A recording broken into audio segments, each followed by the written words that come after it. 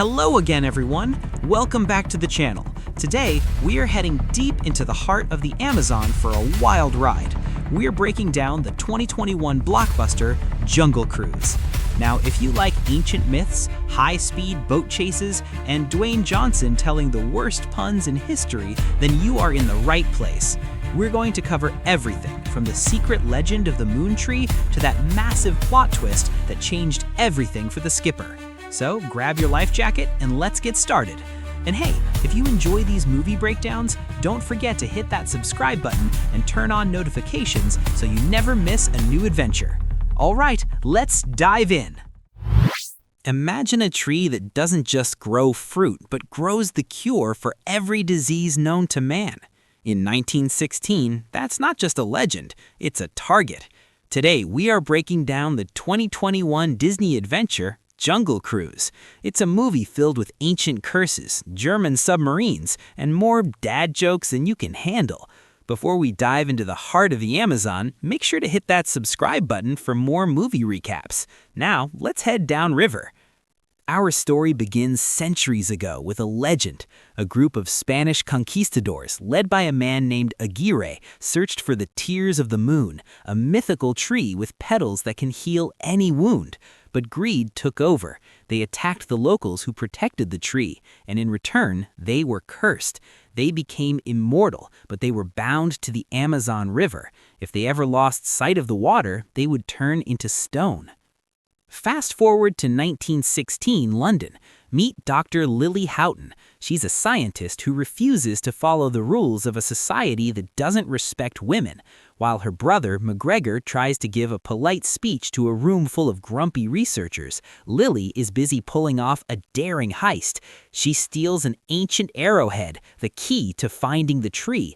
This opening scene is pure energy, showing us that Lily is the real hero of this story. She manages to escape with the artifact, leaving a mysterious German prince named Joachim absolutely fuming. Now we head to the Amazon.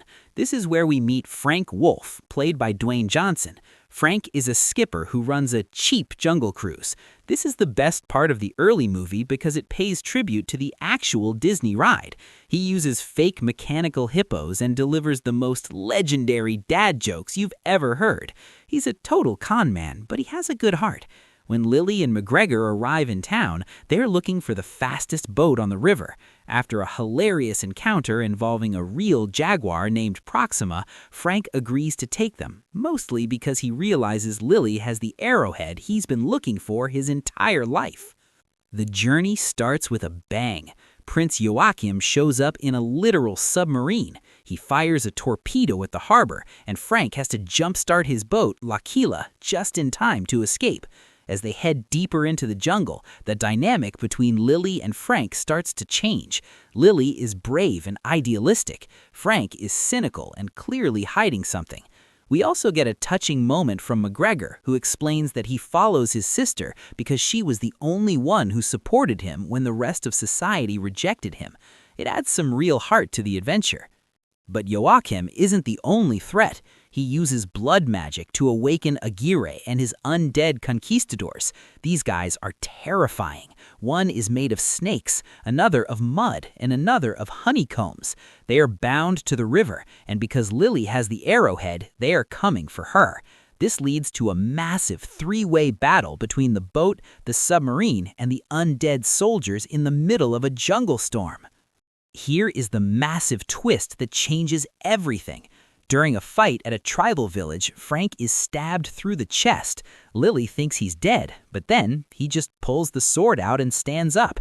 Frank reveals his secret. He was actually one of the original conquistadors from 400 years ago. He was actually the one who tried to help the tribes, but he was cursed along with Aguirre. For 4 centuries, he's been unable to die and unable to leave the river. He didn't take Lily on this trip for the money. He took her because he wants to find the tree so he can finally use a petal to end his own life. He's tired, he's lonely, and he just wants to rest. The group finally reaches the tears of the moon just as a blood moon begins. This is the only time the tree blooms. The visuals here are stunning as the tree begins to glow with pink petals, but Joachim and the stone monsters arrive for a final showdown. It's a race against the moon's shadow. Frank realizes that the only way to stop Aguirre and the others is to crash his boat and block the river's flow.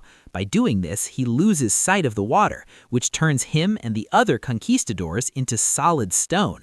He sacrifices his chance to life to save Lily and stop the villains forever.